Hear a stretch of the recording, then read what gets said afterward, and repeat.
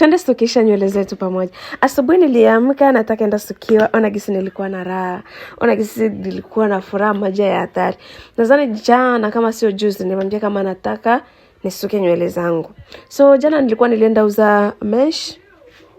Siku record wala sikufanya nini. La asubuhi nikasema kwa nini nisifanye ka video? Vlog sivile. Sijawahi fanyia ka vlog.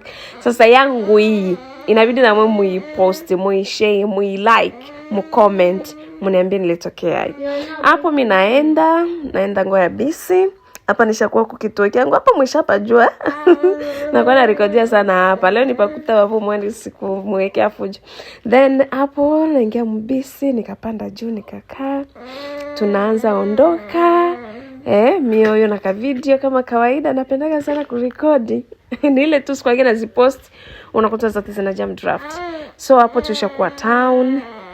Hapo na kwa Mbisi ya pili. Jamani ni mbali usikie tu. Hapo nishakuwa Mbisi ya pili. Na hapo waishaanza nisuka. Mtoto mwenzenu. Bang. Huwa na raha msikie tu. Niko na mama video hapa nitakuja post. Huwa na raha moja ya hatari, nabadilika tena. Muda mrefu sina nywele za hivi, nilikuwa nishazimisi. Nilikuwa nishazimisi sana. So, mnikomentie kwanza. Nilisuku aje jamani? Karibuni pia mafuta tukumbuke ya nywele.